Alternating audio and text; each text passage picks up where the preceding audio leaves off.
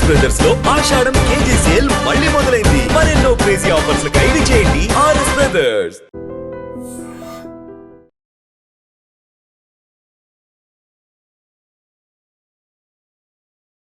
Welcome to iDream news. This is Pavan. Breaking news చూస్తున్నారు.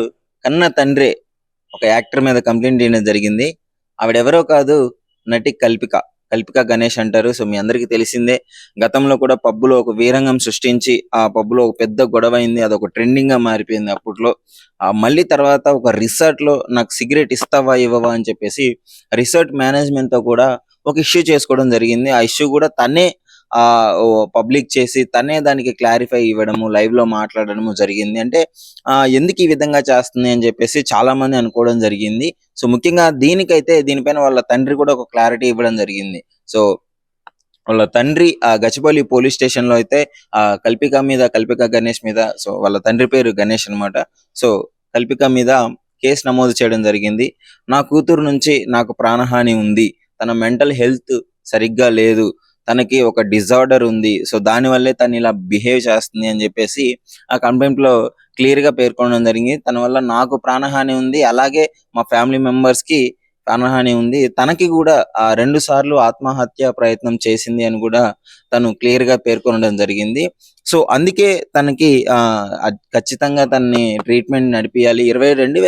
2023లో తను treatment తీసుకుంది అని చెప్పేసి అని అంటున్నారు. తనకి బోర్డర్ లైన్ నార్సిస్టిక్ డిజార్డర్ ఉంది అని చెప్పేసి అని అంటున్నారు. సో విపరీతంగా కోపం వచ్చేస్తుంది, తన అందరి మీద కోపపడుతుంది, చిన్న విషయాలకు కూడా కోపపడుతుంది అని చెప్పేసి అయితే చెప్తున్నారు.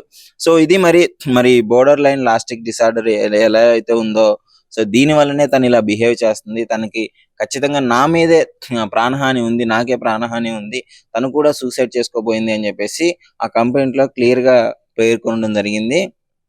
సో ఇప్పుడు తనని వెంటనే ఆ రిహాబిలిటేషన్ సెంటర్ కి తీసుకెళ్ళాలి, తనకు అప్పుడే క్యూర్ అయ్యుద్ది అని చెప్పేసి కూడా కొన్ని ప్రయత్నాలు జరిగే అవకాశం ఉన్నాయి. ఒకవేళ రిహాబిలిటేషన్ సెంటర్ కి తీసుకెళ్తే తను అక్కడ ఎలా బిహేవ్ చేస్తుంది, తనకు అక్కడ క్యూర్ అవుతుందా లేదు, అసలు తను వెళ్ళడానికి ఓకే అంటుందా లేదా అని చెప్పేసి ఇవన్నీ చూడాలి. మరి నటి కల్పిక గారు చాలా సినిమాల్లో యాక్ట్ చేయడం జరిగింది. సో తన యాక్టింగ్ కూడా చాలా బాగుంటుంది. మరి ఇప్పుడు 2023లో తనకి ఆ ట్రీట్మెంట్ తర్వాత మరి ఎందుకు ట్రీట్మెంట్ ఆపేసిందో తెలియదు కానీ ఈ 2 years ట్రీట్మెంట్ తీసుకోకుండా ఉండడం వల్లనే ఈ విధంగా జరుగుతుంది అని చెప్పేసి వాళ్ళ తండ్రి పేర్కొనడం జరిగింది. ముఖ్యంగా కన్న తండ్రే ఈ విధంగా కంప్లైంట్ చేయడము చాలా బాధాకరమైన విషయంగా చెప్పుకోవచ్చు. ఎందుకంటే ఈ మధ్య అసలు ఏమవుతుందో అర్థం కావట్లేదు. ఇష్టం వచ్చినట్టు తను అంటే బయటికి వెళ్ళడము, పబ్స్ కి వెళ్ళినా గానీ, అక్కడ రిసార్ట్ కి వెళ్ళినా గానీ, ఎక్కడికి వెళ్ళినా గానీ వాళ్ళకి అక్కడ కొంచెం ఇబ్బందికరంగా గొడవలు చేయడము.